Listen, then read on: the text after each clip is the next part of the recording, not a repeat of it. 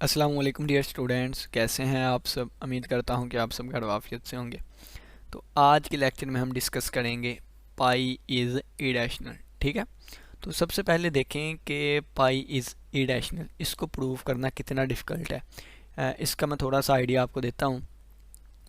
BC यानी कि before Christian से भी पहले 1600 से लेके 1900, इतने ईयर्स पहले, क्रिश्चियन से पहले तब का पाई का तस्वर आया हुआ है। उससे भी पहले का तस्वर आया हुआ है कि पाई क्या होता है। ठीक है ना, तब से साइंसदान कोशिश कर रहे थे पाई को डिफाइन करने की।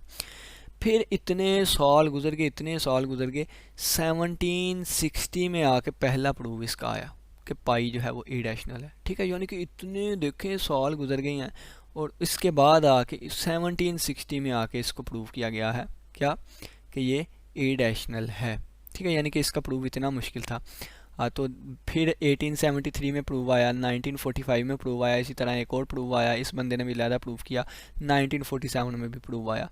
तो जो 1947 का प्रूव है, जो कि आइवन नाइवन ने दिया, ये हम करेंगे और ये सबसे सिंपल है। ठीक है, सबसे सिंपल, ये आसान है। अब ये सबसे सिंपल और आसान है और यही आप देखिएगा 5-6 पेजेस का चले जाएगा। ठीक है, यहाँ पे मैंने अभी शॉर्ट में चीज़ें लिखी हैं ताकि वीडियो शॉर्ट बन सके, लेकिन ये भी 6 पेजेस का चले जाएगा। ठीक है, तो इस प्रूफ को हम कैसे करेंगे, कॉन्ट्राडिक्शन की मदद से। ठीक है, किसकी मदद से, कॉन्ट्राडिक्शन की मदद से। तो पहले मैं आपको स्टेप समझा देता हूँ। ठीक है, पहले मैं आपको बता देता हूँ कि 5 स्टेप होंगे इसको करने के। ठीक है, देखें, सबसे पहला स्टेप ये है, कंट्राडिक्शन से करेंगे। हमने साबित करना है कि पाई जो है ये इरेशनल है। क्या साबित करना है, पाई जो है ये बिलोंग करेगा कहाँ से, इरेशनल है। ठीक है ना, ये चीज़ हमने प्रूव करनी है। ठीक है ना, इस चीज़ को हमने प्रूव करना है। तो सबसे पहला स्टेप ये है कि हम अज्यूम कर लेंगे कि पाई जो है वो पी ओवर क्यू की फॉर्म में लिखा जा सकता है। ठीक है, पी ओवर क्यू की फॉर्म में लिखा जा सकता है। और पी और क्यू ये जो हमने लिखे हैं, यानी कि ये ए और बी जो लिखा है, इसकी GCD 1 होगी। GCD 1 का मतलब देखें ना कि आप 8/10 एक नंबर, ये भी तो 8/10 ही नंबर है, लेकिन अगर हम देखें 8 और 10 की GCD कितनी होती है, 2 होती है। ठीक है, 8 और 10 की GCD 2 होती है। तो अगर हम 2 से डिवाइड करा दें दोनों को, यानी कि 2 से काट दें, तो 2 4 बड़ा 8, 2 5 बड़ा 10, तो ये 4/5 बन जाएगा। यानी कि हम ये वाला केस उठा के चला करेंगे जब दोनों की GCD 1 है। ठीक है, जब 1 वाला हम केस उठा लेंगे ना, तो इसको 2 से मल्टीप्लाई कर दें, ये बन जाएगा। 3 से मल्टीप्लाई कर दें तो एक और चीज़ बन जाएगी, यानी कि 3 से मल्टीप्लाई करूँगा तो 4 3 बार 12 बटा 3 5 बार 15, ये केस भी। यानी कि जब GCD 1 लेके चलेंगे ना, तो उसमें सारे केसेज आ जाएंगे। ठीक है, इसीलिए मैं GCD 1 लेके चल रहा हूँ। ठीक है, तो ये GCD हमारी 1 हम लेके चलेंगे। अब देखिए, पहला स्टेप तो ये है कि पाई को पी ओवर क्यू की फॉर्म में लिख लिया, लेट कर लिया हमने कि पाई जो है वो रैशनल है, अज्यूम कर लिया। ठीक है, अब दूसरा इसका ये है कि हम एक फंक्शन डिफाइन करेंगे। ठीक है, वो एक स्पेशल फंक्शन होगा। अब आप लोग का क्वेश्चन होगा कि हम ये फंक्शन ही क्यों लेके चले हैं, कोई और क्यों नहीं। हम ये फंक्शन इस वजह से लेके चले हैं ताकि हमारा प्रूव इस तरीके से होता है। अगर आप कोई और फंक्शन फाइंड कर लें कि जिसकी मदद से साबित हो जाए पाई इरेशनल है, तो मैं कहता हूँ कि आपका प्रूफ एक अलहदा प्रूफ बन जाएगा और वो भी हिस्ट्री में लिखा जाएगा। ठीक है, तो स्पेशल फंक्शंस को लेके चलते हुए ये प्रूव किया गया है। आप ये नहीं कह सकते कि यही फंक्शन हमने क्यों लिया है। ठीक है, प्रूव ही इसी से होता है। सही, अब देखें तीसरी चीज़ ये कि अगर पाई जो है वो रैशनल हो, यानी कि पाई को रैशनल लेके चले हैं ना, तो पाई अगर रैशनल हो तो फिर हमारे पास एक इंटेग्रल है, इंटेग्रल 0 से लेके pi f of x sine x, इसका आंसर लाजमी तौर पे फिर आना चाहिए इंटीजर। ठीक है, इसका आंसर लाजमी तौर पे क्या आना चाहिए, इंटीजर आना चाहिए, अगर पाई रैशनल है। ठीक है, लेकिन हमने देखा स्टेप नंबर 4 में हम देखते हैं, यानी कि पहले इसको एवेलुएट तो कर लें। तो स्टेप नंबर 4 में जब इसको एवेलुएट करते हैं ना, यानी कि इसको जब हल करने की कोशिश करते हैं, तो हमें पता चलता है कि इसका आंसर तो 0 से 1 के दरमियान भी आता है। यानी कि स्टेप नंबर 4 से हमें पता चला कि इस इंटेग्रल का आंसर 0 से 1 के दरमियान भी आता है। तो 0 से 1 के दरमियान तो कोई इंटीजर नहीं है, तो इसका मतलब है कि यहाँ पे कोई हमसे मिस्टेक हुई है। ठीक है। तो वहाँ पे यहाँ पे क्या मिस्टेक हुई है, ये मिस्टेक हुई थी कि हम पाई को रैशनल लेके चल रहे थे, ठीक है। तो जब पाई को रैशनल लेके चलेंगे तो इस वजह से आंसर इंटीजर आ रहा था, आना चाहिए था लेकिन इंटीजर नहीं आता, तो ये चीज़ हम गलत लेके चले हैं, यानी कि स्टेप नंबर 5 में हमारा कंक्लूड हो जाएगा, हमारा प्रूव हो जाएगा कि पाई जो है ये क्या है, इरेशनल है, ठीक है, इरेशनल है, इरेशनल है, ठीक है। देखें दोबारा एक छोटी सी बात, अगर पाई को इरेशनल मान लिया जाए तो इस इंटेग्रल का आंसर हमेशा इंटीजर आना चाहिए, लेकिन हमने देखा कि इस इंटेग्रल का आंसर 0 से 1 के दरमियान भी आता है जो कि इंटीजर नहीं होता। 0 से 1 के दरमियान तो अशारी वाले होते हैं ना, तो इसका मतलब कि ये स्टेप नंबर 3 कह रहा था कि इंटीजर ही आएगा, तो स्टेप नंबर 3 तो गलत हो गया, क्योंकि इसके अलावा अब ये स्टेप नंबर 3 क्यों गलत हुआ, क्योंकि यहाँ पे हमने एक गलत चीज़ अज्यूम कर ली थी। क्या गलत चीज़ अज्यूम की थी कि पाई रैशनल है, ठीक है, ये गलत चीज़ है, तो इसकी कंट्राडिक्शन यानी कि इसके उलट पाई जो है वो इरेशनल जो है वो प्रूव हो जाएगा, ठीक है। तो इस तरह हम इसको लेके चलेंगे। तो चलिए आइए हम अपने प्रूफ को स्टार्ट करते हैं। हम यहाँ से थोड़ी सी थ्योरी पढ़ लेते हैं। पहला स्टेप ये है कि अज्यूम पाई जो है ये इरेशनल है, ठीक है। ए ओवर बी हमने लिख दिया, पी ओवर क्यू की फॉर्म में लिख दिया है, सच डैट ए और बी की जीसीडी जो है वो 1 है, ठीक है। यहाँ पे शॉर्ट में चीज़ें लिखी हैं ताकि आप लोग को अच्छे से समझ आ सके और वीडियो शॉर्ट बन सके। फिर भी हमारा जो है वो 5 से 6 पेजेस का ये चला गया प्रूफ। देखें स्टेप नंबर 2 कहता है कि define create a function depends upon a and b. हमने एक ऐसा फंक्शन लेना है जो कि ए और बी पर डिपेंड कर रहा है। अब ये खास फंक्शन है जो लेके चले हैं, इसके अलावा कोई और लेके चलेंगे तो शायद प्रूव ना हो, ठीक है, प्रूव ना हो। अगर कोई और फंक्शन आप लेके चलते हैं उस पर भी आपका प्रूफ हो जाता है तो फिर आप भी एक मैथमेटिशियन है, ठीक है। आप कोई और ट्राई करते रहें किसी और तरीके से, फिर ये जो 1 2 3 4 5 6 बंदे हैं, 6 में से एक 7वां आपका भी नाम होगा, ठीक है, अपना प्रूफ करें। देखिए स्टेप नंबर 2 है define and create a function depends upon a and b, ठीक हो गया। तीसरा स्टेप ये है कि आफ्टर मच वर्क, बहुत ज़्यादा वर्क करने के बाद हमने कहा कि इंटेग्रल जो है f of x sine x ये जो है 0 से लेके इन्फिनिट पाई तक की लिमिट जो होगी ये हमें इंटीजर देगी, लाजमी तौर पे इंटीजर देगी अगर पाई रैशनल है। तो यही मैंने यहाँ पे बताया था कि अगर पाई रैशनल है तो ये वाली जो है इंटेग्रल लाजमी तौर पे इंटीजर देगी।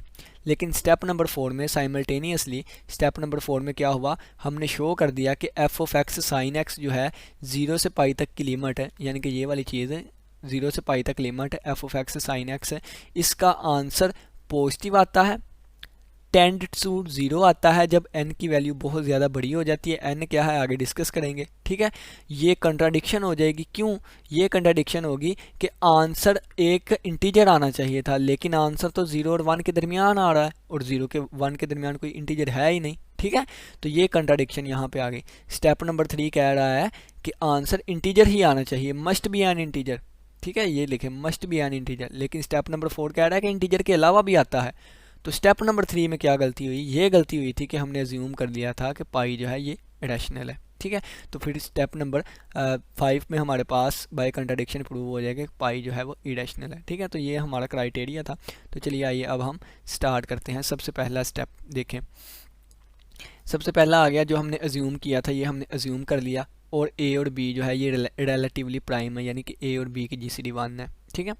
अब देखें step number 2, we will create a polynomial function. हमने एक पोलिनोमियल फंक्शन लिया है ऑफ पावर जिसकी पावर 2n होगी, ठीक है।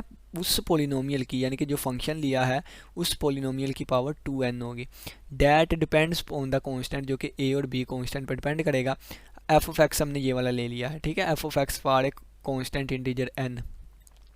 अब f of x is equal to x की power n a minus b x whole की पावर n ओवर n का फैक्टोरियल, ये हमने ले लिया, ठीक है। अब इस फंक्शन में ना कुछ इंटरेस्टिंग प्रॉपर्टीज़ है, ठीक है, उन प्रॉपर्टीज़ की वजह से ही हमारा ये प्रूव होगा ना। वो इंटरेस्टिंग प्रॉपर्टीज़ कौन सी है तो वो देखते हैं हम। सबसे पहली प्रॉपर्टी ये है कि अगर इस फंक्शन में आप 0 पुट करें ना, 0 रखें, देखें यहाँ पे मैंने 0 रख दिया, यहाँ पे भी 0 आ जाएगा, यहाँ पे भी 0 आ जाएगा, तो अंदर वाले 0 को छोड़ें, जब इस वाले 0 से कोई भी चीज़ मल्टीप्लाई होगी तो सारा 0 हो जाएगा, ठीक है, सारा 0 हो जाएगा। तो यहाँ से हमें एफ ऑफ 0 इक्वल मिल गया 0 के। अब यहाँ पे लिखा है कि f of pi minus x जब पुट करेंगे ना, एक्स की जगह पे पाई माइनस एक्स पुट करेंगे तो इसका आंसर दोबारा एफ ऑफ एक्स के ही इक्वल आएगा। कैसे आएगा, यहाँ पे मैंने प्रूव किया, ये देखे साइड पे कि एफ ऑफ एक्स ये वाला फंक्शन है, जब x की जगह पे पाई माइनस एक्स को रिप्लेस करेंगे, यहाँ भी x था, x की जगह पे पाई माइनस एक्स आ गया, यहाँ पे भी x था तो पाई माइनस एक्स आ गया। फिर हम ऊपर देख के आए थे कि पाई किसके बराबर है, a और b के इक्वल है, तो यहाँ पे पाई की जगह आ गया a और b माइनस एक्स, यहाँ पे पाई की जगह a और b माइनस एक्स, और पाई की जगह पे a और b माइनस एक्स आ जाएगा। ठीक है, ये b के साथ कैंसिल आउट हो जाएगा, तो ये हमारे पास बचेगा a over b minus x की पावर n और मल्टीप्लाई बाय a माइनस, यहाँ से b से कैंसिल हो गया, माइनस a बच गया और minus minus plus b x आ जाएगा। ठीक है, क्योंकि अब ये b मैंने डायरेक्ट यहाँ पे कैंसिल किया है, b पहले अंदर इसके साथ भी मल्टीप्लाई होगा, आगे वाले के साथ भी मल्टीप्लाई होगा। ठीक है, फिर काटा जाएगा और इसकी power n over n factorial आ जाएगा। अब यहाँ से देखें तो यहाँ पे अगर हम एलसीएम लें तो ऊपर आ जाएगा a माइनस बी एक्स, इसकी पावर n लैदा कर दी और नीचे वाले b की पावर लैदा कर दी, और यहाँ पे आ जाएगा, अगर देखें a से कट गया, बाकी क्या बचा b x और इसकी पावर n, तो x की पावर n लैदा कर दी, b की पावर n अलहदा कर दी। ठीक है, तो ये वाली चीज़ इसके साथ कैंसिल हो गई, बाकी बचा x की power n a minus b x whole की पावर n और n फैक्टोरियल। अगर हम देखें तो ये दोबारा चीज़ किसके इक्वल बन गई है, f ऑफ x के ही इक्वल बन गई है। ठीक है, अब यहाँ पे थोड़ा सा मैं आपको ग्राफ में दोबारा सोल्व करवा देता हूँ। देखें f ऑफ x हम लेके चले थे कौन सा, x की पावर n और a minus b x whole raised power n divided by n factorial. अगर मैं x की जगह 0 पुट करूँ तो ये देखें ये चीज़ बन जाएगी 0 की पावर n और a minus 0 multiply by b 0 हो जाएगा और इसकी पावर n और डिवाइडेड बाय n फैक्टोरियल। अब ये 0 की वजह से, ये बाहर वाले 0 की वजह से सारा कुछ 0 हो जाएगा। ठीक है, अब देखें पहली प्रॉपर्टी तो ये थी। दूसरी प्रॉपर्टी देखें, अगर x की जगह पे पाई माइनस एक्स पुट कर दें, पाई माइनस एक्स पुट किया तो यहाँ पे भी आ जाएगा पाई माइनस एक्स और इसकी पावर n और a माइनस बी, एक्स की जगह पे पाई माइनस एक्स और ये इसकी power n divided by n factorial आ जाएगा। ठीक है, अब देखें यहाँ पे तो पाई किसके इक्वल था, हमने कहा था a और b के इक्वल है पाई। ठीक है, तो क्योंकि ये रैशनल हम लेके चल रहे थे। ठीक है, इसकी पावर n आ जाएगा और यहाँ पे अगर मैं बात करूँ तो आ जाएगा हमारे पास a minus b multiply by b pi, अंदर मल्टीप्लाई कर देना, बी पाई आ जाएगा, पाई की जगह पे a और b आ जाएगा। ठीक है, और minus minus plus b x आ जाएगा। ठीक है, और इस होल की पावर n और डिवाइड में हमारे पास n फैक्टोरियल आ जाएगा। अब ये इसके साथ कैंसिल आउट हो गया तो ये हमारे पास बन जाएगा, यहाँ पे एलसीएम ले ले तो आ जाएगा b multiply by a minus b x और इसकी पावर n आ जाएगा। ठीक है, और यहाँ पे अगर हम देखें तो ये बन जाएगा a माइनस a और plus b x whole raised power n और डिवाइडेड बाय n फैक्टोरियल आ जाएगा। ठीक है, ये a के साथ कैंसिल आउट हो गया तो यहाँ से हमारे पास आ जाएगा a minus b x whole की पावर n, पावर से अलहदा कर दी, और डिवाइड में हमारे पास आ जाएगा b की पावर n। यहाँ पे देखें तो आएगा b की पावर n अलहदा कर दी, ये पावर से अलहदा, और x की पावर n अलहदा कर दी और बटे में आ गया n फैक्टोरियल। ठीक है, तो ये अगर देखें तो bn से कैंसिल हो जाएगा और ये लेफ्ट हैंड साइड हमारे पास पाई माइनस एक्स थी। ठीक है, और राइट हैंड साइड अगर हम देखें तो ये क्या बनेगा, x की पावर n को अलहदा लिख लेते हैं और पहले लिख लेते हैं और ये आ जाएगा a माइनस बी एक्स की power n divided by n factorial. तो दोबारा ये f ऑफ x ही बन गया। ठीक है, तो ये हमारे पास दूसरी प्रॉपर्टी प्रूव हो गई कि f of pi minus x जो है ये इक्वल आ जाएगा f ऑफ x के। ठीक है, ये वाली चीज़ हमने प्रूव करनी थी। अब देखें ये पहले हमारी प्रूव हो गई। अब कहते हैं केथ डेरिवेटिव लेना है, हमने क्या लेना है, केथ डेरिवेटिव लेना है इसका। तो केथ डेरिवेटिव लेने से पहले देखें कि हमारे पास कौन सा फंक्शन था, हमारे पास फंक्शन था f of x is equal to x की पावर n और a minus b x whole की power n over n factorial था, बटे में n फैक्टोरियल था, n फैक्टोरियल इधर आके मल्टीप्लाई होगा तो ये n फैक्टोरियल यहाँ पे आ जाएगा। ठीक हो गया। अब ये देखें जब इसको एक्सपेंड करूँगा मैं तो क्या आएगा, तो बाइनोमियल एक्सपेंशन के ज़रिए एक्सपेंड करूँगा तो पहले वाले की पावर मैक्सिमम और दूसरे वाले की पावर 0। ठीक है, और प्लस पावर नीचे आ गई। ठीक है, पावर नीचे आ जाएगी, पावर नीचे आ गई और ये आ जाएगा हमारे पास x की पावर n और पावर में से कम हो जाएगा, एक मिनट, पावर में से कम हो जाएगा तो ये पहले a है ना, तो ये a की पावर में से a कम हो जाएगा और b की पावर 0 है तो b की पावर में a का इजाफा हो जाएगा। ठीक है, इस तरह से ये चीज़ चलती जाती है और चलती जाके एंड पे हमारे पास क्या आएगा, a की पावर 0 हो जाएगी और एंड वाले की पावर जो है वो मैक्सिमम हो जाएगी। ठीक है, इस तरह ये चीज़ हमारे पास चलती है। ठीक हो गया, और बटे में हमारे पास बस यहाँ तक। अब ये देखें तो ये क्या है, ये एक्स की पावर एन ना, शुरू में एक्स की पावर एन आ जाएगा। यहाँ पे अगर मैं बात करूँ ये आ जाएगा ए की पावर एन और बी की पावर 0 एक्स की पावर 0, तो ये वैसे ही रहेगा 1 हो जाएगा, ठीक है। और प्लस ये आ जाएगा एन ए की पावर एन माइनस 1, और यहाँ पे अगर देखें तो ये माइनस साइन है तो यहाँ पे माइनस बन जाएगा, ठीक है, यहाँ पे माइनस बन जाएगा। और ये आ जाएगा बी की पावर 1 और एक्स की पावर 1 और प्लस ऑन, ये चीज़ चलती जाएगी। अब ये आ जाएगी ए की पावर 0 1 होती है। अब ये -1 पे डिपेंड करेगा, ठीक है, ये -1 की पावर एन हो जाएगी, एंड पे मैक्सिमम पावर है ना, तो -1 की पावर एन हो जाएगी, और ये बी की पावर एन और एक्स की पावर एन हो जाएगी, ठीक है। अब ये देखें जब ये एक्स की पावर एन इससे मल्टीप्लाई होगा तो एक्स की पावर एन आ जाएगा 7, और minus n a raised power n -1, जब ये चीज़ इससे मल्टीप्लाई होगी तो एक्स की पावर 1 है पहले, जब एक्स की पावर 1 है पहले यहाँ पे, जब n पावर मल्टीप्लाई होगी तो n+1 हो जाएगा, ठीक है। और प्लस सोन ये चीज़ चलती गई, कहाँ तक जाएगी, -1 raised power n, b raised power n और x raised power n plus, और ये बाहर वाला n हो जाएगा, तो n + n 2n बन जाएगा हमारे पास, ठीक है। तो ये वाली चीज़ बन गई। अब यहाँ पे अगर आप लोग देखें मिनिमम कौन सी एक्स की पावर आई है, मिनिमम पावर आई है एक्स की पावर एन, और मैक्सिमम कितनी आई है एक्स की पावर 2n, ठीक है, इस बात पे गौर करें। अब डेरिवेटिव लेके चलेंगे। अब देखें अगर मैं डेरिवेटिव लूँगा इसका यानी कि अब n से लेके 2n, अगर n से लेके 2n, ठीक है, अगर मैं एक वेरिएबल k ले लेता हूँ k, ठीक है, अगर k की वैल्यू जो है वो 1 से n के दरमियान रही, कहाँ से 1 से n के दरमियान रही, तो मैं डेरिवेटिव लूँगा तो x वाली टर्म बाकी बचेगी, तो x वाली जब x की जगह 0 पुट करूँगा सारे 0 हो जाएंगे, ठीक है। पहला केस ये है सारे 0। जब मैं n की वैल्यू 2n से ज़्यादा ले लूँगा तो मैं ज़्यादा डेरिवेटिव लूँगा तो कांस्टेंट भी आके सारी टर्म्स दोबारा 0 हो जाएंगी, कोई टर्म ही नहीं बचेगी, ठीक है। और तीसरी बात यह है कि जब मैं इनके दरमियान डेरिवेटिव लूँगा n से 2n के दरमियान, तो उस वक्त कोई ना कोई कांस्टेंट टर्म बच जाएगी, ठीक है, इंडिपेंडेंट x होगी, फिर वहाँ पे 0 पुट करूँगा तो हमारे पास आंसर क्या आएगा, इंटीजर आंसर आएगा, ठीक है। तो ये वाली चीज़ें मैं यहाँ से आपको समझाता हूँ। देखें ये तो यहाँ तक आ गई, ठीक है, ये वाली चीज़ यहाँ तक आ गई, ये वाली चीज़, ठीक है, इसी का एक बार लिखा था ना मैंने, हाँ जी, ये n factorial f of x है, यहाँ तक आ गई। अगर k जो है वो इन बिटवीन हुआ 1 और n के दरमियान अगर k हुआ तो f of k, जब k दफ़ा डेरिवेटिव लूँगा विद रिस्पेक्ट टू x के इस चीज़ का, तो फिर हमारे पास कोई भी कांस्टेंट टर्म नहीं बचेगी।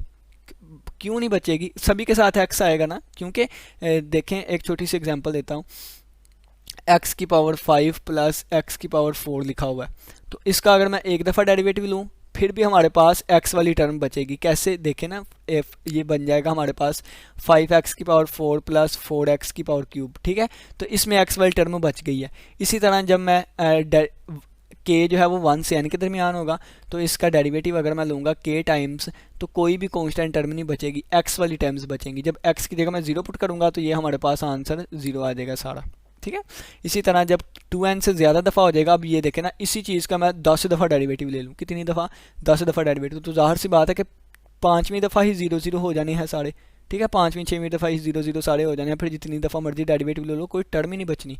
इसी तरह अगर k की वैल्यू 2n से ज़्यादा हो गई और इतनी दफ़ा हम डेरिवेटिव लेंगे तो डिस्ट्रॉय ऑल टर्म्स, तमाम टर्म्स ख़त्म हो जाएंगी, और जब तमाम टर्म्स ख़त्म हो जाएगी तो जितना मर्जी आप 0 पुट कर लें, ठीक है, तो आंसर 0 ही आएगा। क्यों, क्योंकि जब डेरिवेटिव पे आंसर 0 आ गया तो बाद में x की जगह 0 पुट करें या ना पुट करें, आंसर तो फिर 0 ही रहना ना, ठीक है।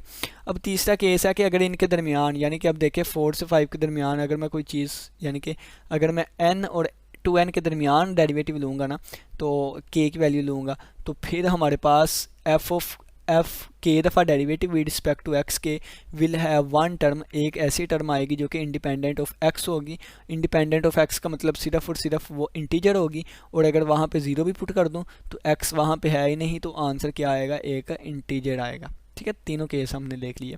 अब देखें, और वो टर्म कौन सी होगी, k factorial over n factorial और इंटीजर कांस्टेंट साथ मल्टीप्लाई होगा। वो टर्म कौन सी होगी, k का फैक्टोरियल होगा ऊपर, बटे में n फैक्टोरियल होगा और साथ इंटीजर कांस्टेंट मल्टीप्लाई हो रहा होगा, ठीक है। इसको आप वेरीफाई भी कर सकते हैं, वेरीफाई करने बैठेंगे तो दो पेज में क्या कह रहा हूँ, इसके लिए अलहदा जो है वो होगी। अब देखें, अब यहाँ पे f of pi minus x किसके इक्वल है, f ऑफ x के इक्वल है, ऊपर हम देख के आए थे, ठीक है। इसी तरह minus f dash of pi minus x जो है वो f डैश ऑफ x के इक्वल होगा। इसी तरह जब 2 दफ़ा डेरिवेटिव लेंगे तो इसके इक्वल होगा। अब यहाँ पे थोड़ा सा आप गौर करें कि जब हम इवन टर्म लेके जाते हैं, यानी कि जब एक दफ़ा डेरिवेटिव लिया, ये 0 दफ़ा डेरिवेटिव था, यहाँ पे 0 दफ़ा डेरिवेटिव था ना, तो दोनों तरफ आंसर पॉजिटिव आया था। लेकिन जब हमने एक दफ़ा डेरिवेटिव लिया एक तरफ नेगेटिव आएगा, 2 दफ़ा लिया तो कोई पॉजिटिव रहेगा, 3 दफ़ा लूँगा तो दोबारा नेगेटिव आएगा, 4 दफ़ा लूँगा पॉजिटिव रहेगा, 5वीं दफ़ा लूँगा दोबारा नेगेटिव आएगा। ठीक है, तो उस नेगेटिव की अगर मैं k दफ़ा लूँ तो अब मुझे नहीं पता k इवन है कि ओड है। ठीक है, तो इस वजह से मैंने -1 की पावर k लिख दिया। अगर k इवन हुआ तो आंसर पॉजिटिव आ जाया करेगा, क्योंकि -1 की पावर इवन जो है वो पॉजिटिव होती है। अगर k ओड हुआ 1 3 5 7, ठीक है, तो ये नेगेटिव ही रहे करेगा, यानी जैसे ये माइनस था। ठीक है, अगर k की वैल्यू 0 होती तो देखे पॉजिटिव है, 2 होती फिर भी देखे पॉजिटिव।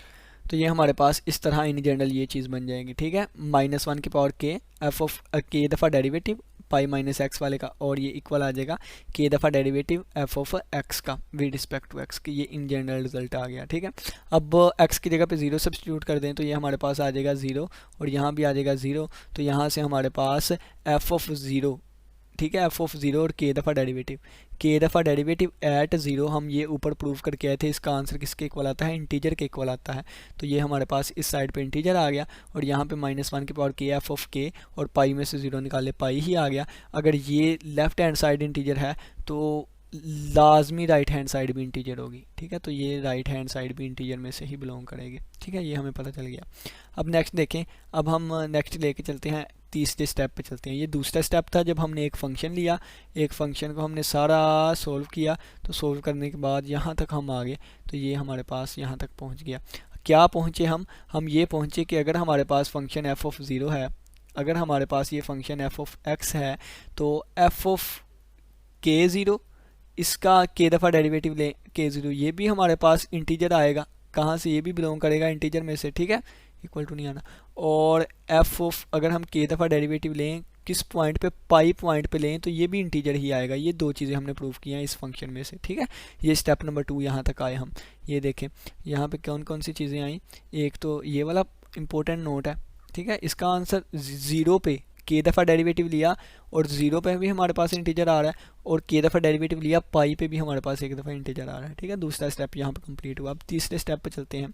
तो तीसरे स्टेप में हमने कहा है कि ये वाली चीज़ हम प्रूव करेंगे, ये वाली चीज़ हम प्रूव करेंगे तीसरे में। ठीक है, वो ये कब प्रूव होगी, जब हमारे पास पाई जो है वो कहाँ से बिलोंग करेगा, रैशनल से बिलोंग करेगा। ठीक है, ये हमने साबित करना है। देखें g of x as the, अब हमने क्या किया है, इवन स्ट्रेंजर फंक्शन, एक और हैरान कर देने वाला हमने फंक्शन लिया है। ठीक है, अपनी मर्जी से नहीं हम ले रहे, प्रूफ के लिए सेटिस्फाई ही ये फंक्शन होता है। ठीक है, इस वजह से हम ले रहे हैं इन फंक्शंस को। तो देखें, तो हमने एक और स्ट्रोंगर फंक्शन ले लिया है, और ये फंक्शन हेल्प करेगा हमें हमारी इस प्रूफ को आगे लेके चलने में। ठीक है, हमने कौन सा फंक्शन लिया है, जी ऑफ एक्स लिया है, जो कि सम है एफ ऑफ एक्स का, और इसकी alternating sum of its even derivatives और साइन का अल्टरनेटिव हो। तो ये देखें, जी ऑफ एक्स है is equal to f of x और माइनस एफ 2 दफ़ा डेरिवेटिव एक्स प्लस एफ 4 दफ़ा डेरिवेटिव एक्स और plus on -1 raised power n. और देखें डेरिवेटिव 2 का इजाफा हो रहा है, यानी कि इवन में डेरिवेटिव है। यहाँ पे 0 डेरिवेटिव था, यहाँ पे 2, यहाँ पे 4, सोन कहाँ तक जाएगा, n तक डेरिवेटिव जाएगा। ठीक है, साइन चेंज हो रहे हैं तो हमें नहीं पता यहाँ पे क्या आएगा। जब n की वैल्यू लूँगा ना मैं 3, ठीक है, तो यहाँ पे 6 दफ़ा डेरिवेटिव आ जाएगा, और यहाँ पे ये नेगेटिव साइन ही रहेगा। इस तरीके से ये चीज़ चलेगी। ठीक है, अब देखें, अब several properties about g of x that will find useful, कहता है कि अब हम इस पे कुछ प्रॉपर्टीज़ देखते हैं इस फंक्शन पे। अब हम कुछ प्रॉपर्टीज़ देखते हैं जो कि हमारे लिए हेल्पफुल रहेंगी। ठीक है, यूज़फुल रहेंगी। अब देखें, वो कहता है कि derivatives of f of x जो है वो इंटीजर से बिलोंग करेंगे। एफ ऑफ एक्स अगर देखें, एफ ऑफ एक्स जो है वो कहाँ से बिलोंग कर रहा था, इंटीजर से। तो एफ यानी कि ये वाली चीज़ भी क्या होगी, इंटीजर है। डेरिवेटिव भी हमने देखे, 0 पे भी इंटीजर आ रहा है, पाई पे भी इंटीजर आ रहा है। ठीक है, ये क्यों प्रूव किया था, ये देखें, इसकी मदद से हम आगे बढ़ने लगे हैं। ये भी 0 आ रहा है, ये भी 0 आ रहा है, इंटीजर आ रहा है, 0 नहीं इंटीजर आ रहा है। ठीक है, तो इस पर हमारे पास derivatives of f of x भी इंटीजर से बिलोंग करेंगे। ठीक है, जब इसको हम 0 या पाई पे एवेलुएट करेंगे तो इसका मतलब है कि इनको जब हम इंटीजर्स को प्लस माइनस करेंगे, यानी कि ये डेरिवेटिव्स ही है ना, जब इंटीजर्स को प्लस माइनस करेंगे तो जी ऑफ एक्स भी क्या आएगा, एक इंटीजर ही आएगा। ठीक है, और 0 को और जी ऑफ एक्स को 0 पे देखें या पाई पे देखें तो इसका आंसर भी क्या आएगा, इंटीजर ही आएगा। यहाँ से हमें पता चला क्या कि जी ऑफ 0 भी इंटीजर है, जी ऑफ पाई भी हमारे पास इंटीजर में से आएगा। और ये किसकी हेल्प से हुआ, ये जो पीछे वाले रिजल्ट हम पढ़ के आए थे इनकी हेल्प से हुआ। ठीक है, आगे देखें, अब जी ऑफ एक्स दोबारा हम लिख लेते हैं, ये वाला जी ऑफ एक्स जो ऊपर लिखा हुआ था ये हमने दोबारा यहाँ पे लिख लिया। अब दोनों तरफ हम दोबारा दो दो दफ़ा डेरिवेटिव ले लेते हैं, तो ये अकेला जी ऑफ एक्स था, ये दो दफ़ा डेरिवेटिव आ गया, ठीक है। यहाँ पे 0 दफ़ा डेरिवेटिव था, 2 दफ़ा आ गया, यहाँ 2 दफ़ा था, 4 दफ़ा हो गया, 4 दफ़ा था, 6 दफ़ा हो गया। इसी तरह यहाँ पे n 2n टाइम्स था, तो यहाँ पे 2n + 2 टाइम्स हो गया, यानी कि दोनों तरफ हमने 2 दफ़ा मज़ीद डेरिवेटिव ले लिया। अब फिर इन दोनों को ऐड करेंगे तो ये देखें, ये माइनस वाला ये प्लस वाले से कैंसिल, ये प्लस वाला ये माइनस वाले से कैंसिल, ये प्लस ये आगे वाला माइनस का होगा इसका, ये प्लस वाले से कैंसिल, ये सोन कैंसिल होते जाएंगे, ठीक है, 0 0 बचता जाएगा। यहाँ पे देखें दोनों को ऐड किया ना, तो ये माइनस वाला प्लस वाला कैंसिल हो जाएगा, तो g of x plus double derivative of g of x, ठीक है, इज इक्वल टू, ये पहली टर्म बचेगी सिर्फ F of x. F of x लिख लिया, आगे वाले सारे कैंसिल होते जाएंगे, ये भी कैंसिल हो जाएगा, ठीक है। अब ये भी कैंसिल हो गया तो सिर्फ और सिर्फ यहाँ तक पहुँचेगा, तो आगे वाले जो ज़ीरो हैं, यानी कि इसकी जगह पे ज़ीरो क्यों आया, या आगे वाली टर्म्स की जगह पे ज़ीरो क्यों आया, क्योंकि वो टर्म्स में डेरिवेटिव 2n से बढ़ गया था। तो हम सबसे ऊपर एक केस देख के आए थे, यानी कि जो सबसे ऊपर एक केस था ना हमारे पास, कौन सा, ये वाला केस था कि जब हमारे पास k जो है वो 2n से बढ़ जाएगा, यानी कि k जो है वो ग्रेटर दैन 2 हो जाएगा, तो तमाम टर्म्स डिस्ट्रॉय हो जाएगी और डेरिवेटिव जो है वो ज़ीरो आ जाएगा, और अगर ज़ीरो पुट करें फिर भी ज़ीरो आ जाएगा। तो इस लॉजिक के तहत पे हमारे पास जो आगे वाली टर्म्स हैं वो सारी ज़ीरो हो जाएंगी, ठीक है। अब ये कट के यहाँ तक ज़ीरो हुआ, लेकिन आगे वाली ज़ीरो कैसे हुई, या ये ज़ीरो कैसे हुआ, क्योंकि हमने ज़्यादा दफ़ा डेरिवेटिव ले लिया है, ठीक है। अब देखें, अब हम कंसीडर अनदर फंक्शन, एक और फंक्शन लेते हैं हम, ठीक है, कौन सा, g dash of x sine x minus g of x cos x, ये हमने एक फंक्शन ले लिया। अब हम देखते हैं व्हाट इज़ द डेरिवेटिव, इसका डेरिवेटिव क्या होगा। तो इसका डेरिवेटिव हमने ले लिया, डेरिवेटिव क्या आएगा देखें, तो यहाँ पे लेके दिखाता हूँ आपको इसका डेरिवेटिव, साइन और बाद में कोस, ठीक है। यहाँ पे डेरिवेटिव इसका लेते हैं, तो एक मिनट, यहाँ पे हम इसका डेरिवेटिव जो है उसको सोल्व करते हैं। डेरिवेटिव हम किसका लेने लगे हैं, डेरिवेटिव लेने लगे हैं डी ओवर डी एक्स, यानी कि डेरिवेटिव आ जाएगा जी डैश ऑफ एक्स और साइन एक्स और minus g of x cos x, ठीक है ना, इसका डेरिवेटिव लेने लगे हैं। तो इस पे डेरिवेटिव अलग अप्लाई होगा, जब इस वाले पे डेरिवेटिव अलग अप्लाई होगा तो दो फंक्शंस आपस में मल्टीप्लाई हो रहे हैं, तो प्रोडक्ट रूल लगेगा। प्रोडक्ट रूल का मतलब पहले का डेरिवेटिव, ठीक है, और दूसरा एज इट इज़, और प्लस प्रोडक्ट रूल, पहला एज इट इज़ और दूसरे का डेरिवेटिव साइन एक्स का डेरिवेटिव कॉस एक्स आ जाएगा, ठीक है। ये इस पे, ये पहले वाले पे डेरिवेटिव हो गया, माइनस अब ये दूसरे वाले का, इसका डेरिवेटिव लेने लगे हैं, ठीक है। तो ये दो फंक्शंस आपस में मल्टीप्लाई हो रहे हैं, तो पहले का डेरिवेटिव और दूसरा एज इट इज़, और फिर प्लस पहला एज इट इज़ दूसरे का डेरिवेटिव, तो दूसरा कोस है तो कोस का डेरिवेटिव माइनस साइन होता है, तो ये साइन एक्स और यहाँ पे आ जाएगा माइनस साइन, ठीक है।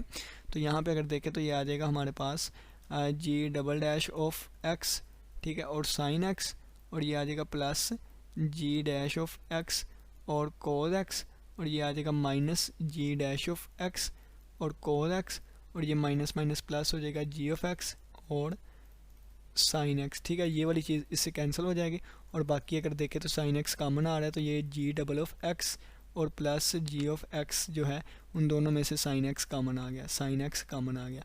अब ये वाली चीज़ किसके इक्वल है, तो ये वाली चीज़ अभी अभी हम तो देख के आए कि जी ऑफ एक्स और इसका डबल डेरिवेटिव जो है ये एफ ऑफ एक्स के इक्वल है, किसके इक्वल है, एफ ऑफ एक्स के इक्वल है, तो f of x sine x आ गया।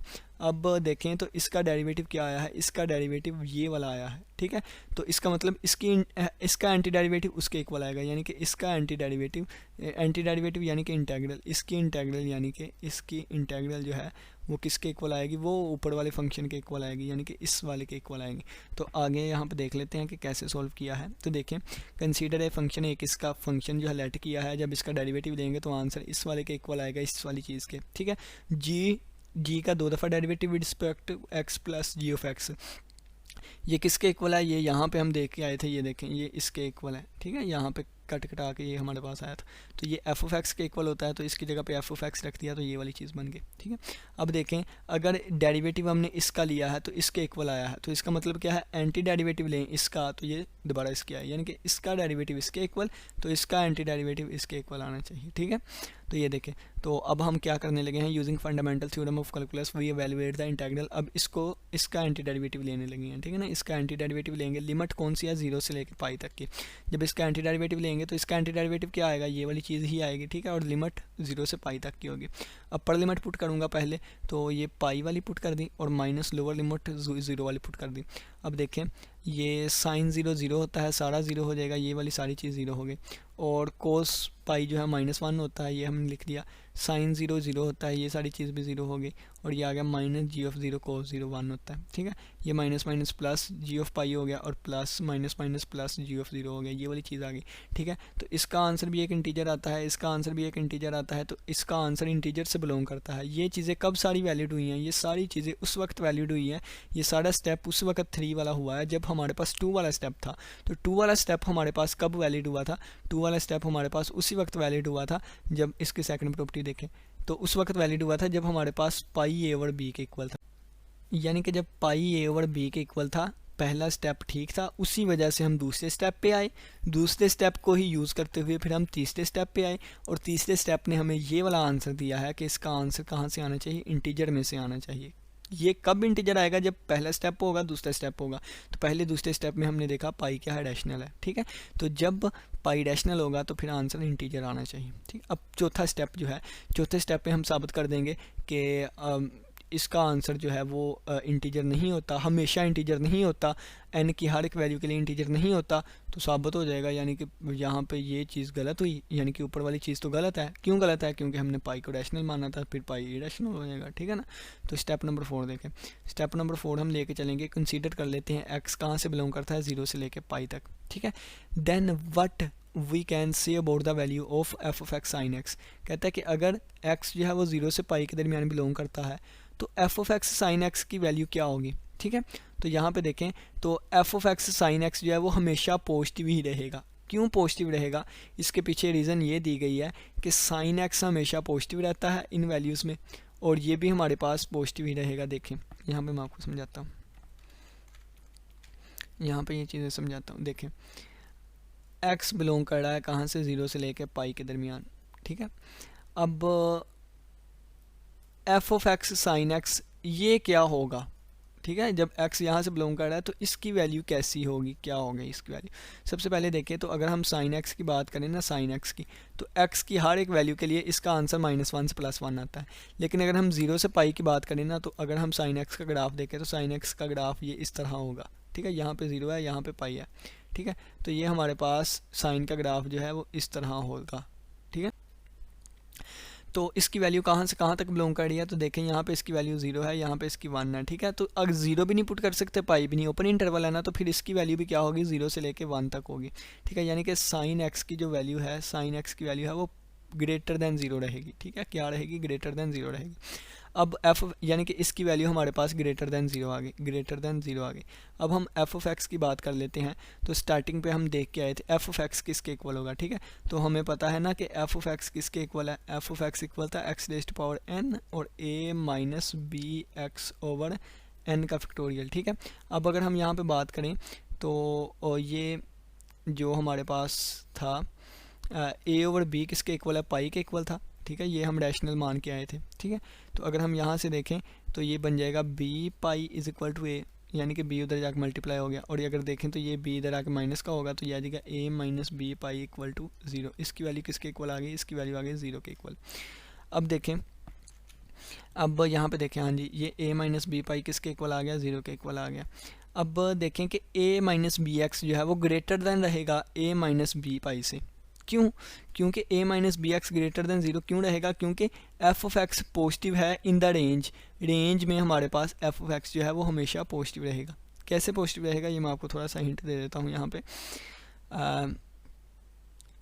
देखें a माइनस बी एक्स जो है वो ग्रेटर दैन है किससे? a माइनस बी पाई से। और x कहाँ से बिलोंग कर रहा है? x जो है वो 0 से लेके पाई के दरमियान बिलोंग कर रहा है, ठीक है। यहाँ पे मैं बताता हूँ। तो यानी कि ये चीज़ है, ये वाली चीज़ लिखी हुई, इसको हम समझते हैं, ठीक है। x कहाँ पे बिलोंग कर रहा है? x बिलोंग कर रहा है 0 से पाई के दरमियान, 0 से पाई के दरमियान, ठीक है। अगर x की वैल्यू मैं 0 पुट कर दूंगा तो ये a आ जाएगा। तो a ग्रेटर देन होगा किससे? a ग्रेटर देन होगा a माइनस बी पाई से। क्यों? क्योंकि a में से ये चीज़ माइनस हो रही है, तो इसका मतलब है कि a से ये माइनस हो रही है ना कोई चीज़। यानी कि देखें कि एक 5 है तो 5 छोटा ही होगा ना 5, यानी कि ये चीज़ तो सही 5 बड़ा ही होगा ना 5 माइनस 2 से। क्यों? क्योंकि 5 में से कोई चीज़ माइनस हो रही है। तो इसी तरह a जो है वो ग्रेटर देन ही होगा a माइनस बी पाई से। क्यों? क्योंकि ए में से कोई चीज़ माइनस हो रही है तो ये वाली चीज़ ज़ाहिर सी बात है बड़ी रहेगी, ठीक है, बड़ी रहेगी। तो ये इस ए को मैं लिख सकता हूँ a minus b multiply by 0, तो x की वैल्यू जब 0 में पुट करूँगा यानी कि ये चीज़ तो बड़ी होगी। लेकिन अब देखें एक चीज़ तो हमें ये पता चल गई, ठीक है, एक चीज़ तो हमें ये पता चल गई, ठीक है, एक ही चीज़ ये पता चल गई। अब दूसरी चीज़ पे हम बात करते हैं। तो a माइनस बी, अब मैं x की जगह पे पाई रख लूँगा, देखिएगा ये वाली चीज़ है ना, ठीक है, ये वाली चीज़ थी, ठीक है। अब x की जगह अगर मैं पाई रखूँगा तो ये आ जाएगा a माइनस बी पाई, और ये ग्रेटर दैन नहीं इक्वल टू बन जाएगा, ठीक है, क्या बन जाएगा, इक्वल टू। लेकिन मैं पाई पुट नहीं कर सकता, इस वजह से इसे मैं ग्रेटर दैन ही रहने दूंगा, और यहाँ पे पाई पुट करने के बजाय x ही रहने दूंगा। x 0 से लेके पाई तक है, जब मैंने 0 पुट किया तब भी छोटा था, पाई पुट किया तो इक्वल हो गया, जब पाई पुट नहीं करूँगा तो फिर भी लेस देन ही रहेगा। तो इसका मतलब है कि हमारे पास a माइनस बी एक्स जो है ये ग्रेटर देन रहेगा a माइनस बी पाई से, और जब x बिलोंग करेगा 0 और पाई के दरमियान, ठीक है। तो ये इसके लिए मैंने अब ये 0 पुट करूँगा तो ये चीज़ छोटी रहेगी, अगर मैं पाई पुट करूँगा तो फिर ये चीज़ इक्वल हो जाएगी, लेकिन मैं पाई नहीं पुट कर सकता इसलिए उससे छोटी छोटी रहेगी, यानी कि 0 से पाई के दरमियान वाली वैल्यूज़ के लिए ये वाली चीज़ इससे छोटी ही रहेगी, ठीक है, ये हमारे पास। और अगर हम देखें तो ये चीज़ किसके इक्वल है, ये चीज़ 0 के इक्वल है, ठीक है। कैसे इक्वल है, क्योंकि pi is equal to a और b था, तो यहाँ से हमने निकाला कि पाई b किसके इक्वल आ जाएगा, a के, तो यहाँ से a minus pi b equal to 0 आ जाएगा, ये 0 के इक्वल हो गया। तो यानी कि a माइनस बी एक्स जो है वो ग्रेटर देन रहेगा 0 से, a माइनस बी एक्स जो है वो ग्रेटर देन किससे रहेगा, 0 से, ठीक है। अब यहाँ पे देखें तो यहाँ से हमें पता चला कि साइन एक्स जो है ये भी ग्रेटर देन 0 है, ये ऊपर हम देख के आए थे, क्या, ये देखें साइन एक्स भी 0 से ग्रेटर देन। और अगर हम देखें तो ये एफ ऑफ एक्स की बात करें, ये भी हमारे पास ग्रेटर देन 0 रहेगा, तो एफ ऑफ एक्स से साइन एक्स भी ग्रेटर देन 0 रहेगा। कैसे, ये हम मज़ीद डिटेल्स जानते हैं, ठीक है। मज़ीद डिटेल्स ये है कि हाँ जी, ये भी हमारे पास ग्रेटर देन 0 रहेगा। अब ये अपर बाउंड तो हो गया, यानी कि 0 से बड़ा रहेगा। अब लोअर बाउंड पे, upper bound we focus upper bound, हाँ, अब ये इसकी यानी कि ये अगर हम देखें ना तो इसको इस तरह भी लिख सकते हैं, इस तरह F of x sine x जो है ये बड़ा रहेगा किससे, 0 से। अब छोटा किस चीज़ से रहेगा, तो ये अपर बाउंड पे अब हम फोकस करने लगे हैं, ठीक है। अब हम अपर बाउंड पे फोकस करने लगे हैं।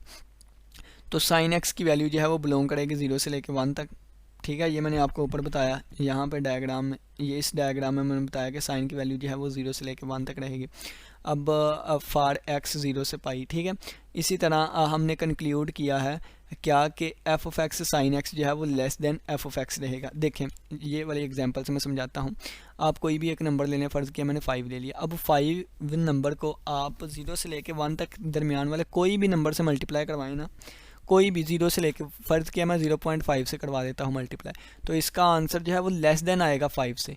यानी कि अगर किसी नंबर को 0 से लेके 1 तक के दरमियान के नंबर से मल्टीप्लाई करवाएं तो उसका आंसर लेस देन आएगा। अगर ये हमारे पास एफ ऑफ एक्स है और ये साइन एक्स है, साइन एक्स का आंसर क्या था, 0 से 1 के दरमियान था ना, तो इसका आंसर लेस देन ही आया करेगा एफ ऑफ एक्स से, ठीक है। तो ये वाली चीज़ लिखी हुई है कि ये वाली चीज़ लिखी हुई है, देखें कि f of x sine x less than ही आया करेगा किससे, एफ ऑफ एक्स से। ये हमने कंक्लूड किया ऊपर वाली चीज़ से। अगेन स्टार्टिंग डेफिनेशन, अब हम दोबारा स्टार्टिंग वाली डेफिनेशन पे आ जाते हैं। ये वाली हमारे पास स्टार्टिंग की डेफिनेशन थी, ठीक है, ये स्टार्टिंग डेफिनेशन थी। तो अगर हम देखें तो ये हमें पता चल गया F of x sine x 0 से बड़ा है और छोटा किससे है, एफ ऑफ एक्स से। तो ये हम डेफिनेशन यहाँ पे लिख लेते हैं। ये देखें अगर स्टार्टिंग पे आए तो यहाँ पे हमारे पास आ गया एफ ऑफ एक्स जो है, f of x sine x जो है ये लेस देन है एफ ऑफ एक्स से और ग्रेटर देन है किससे, 0 से, ठीक है। तो ये 0 आ गया और ये आ गया एफ ऑफ एक्स और साइन एक्स, और ये लेस देन आ गया, ये किसके इक्वल है, एक्स की पावर n और a माइनस बी एक्स की power n over n factorial के इक्वल था, ठीक है। और यहाँ से अगर हम देखें तो ये आ जाएगा F of x sine x और ये लेस देन आ जाएगा किससे, x की पावर n। और अगर हम यहाँ पे डिस्कस करें a माइनस बी एक्स, तो a माइनस बी एक्स, तो a माइनस बी एक्स, तो यहाँ पे अगर हम एक रिज़ल्ट करके आए थे a माइनस बी एक्स, हाँ ये देखें यहाँ पे a ग्रेटर देन है किससे, a माइनस बी पाई से, ठीक है, a ग्रेटर देन है a माइनस बी पाई से। अगर मैं इसकी मज़ीद एग्जांपल एक दूं तो यहाँ पे देखें, यहाँ पे आपको चीज़ समझाता हूँ कि कोई भी नंबर लें, पॉजिटिव 5 ले लिया तो 5 हमेशा बड़ा ही रहेगा कि 5 में से अगर कोई चीज़ माइनस करूं, ठीक है। इसी तरह a जो है वो हमेशा बड़ा ही रहेगा कि a में से अगर कोई नंबर माइनस करूं, ठीक है। तो कहने का मतलब है ये चीज़ इससे बड़ी है, यानी कि a माइनस बी एक्स जो है वो छोटा है किससे, a से छोटा है। तो फिर a माइनस बी एक्स जब x बिलोंग करता है, यानी कि इसके साथ ये भी लिख लेना, जब x बिलोंग करता है कहाँ से, 0 से लेके पाई तक, ठीक है। अब देखें कि अगर मैं यहाँ पे दोनों तरफ पावर n ले लूँ तो ये बन जाएगा a माइनस बी एक्स की पावर n जो है ये लेस देन रहेगा a की पावर n से, और x की पावर n बिलोंग करेगी कहाँ से, 0 की पावर n और पाई की पावर n से, ठीक है। यानी कि इसके साथ अगर ये कंडीशन थी तो यहाँ पे ये कंडीशन आ जाएगी पावर्स n लेने की वजह से।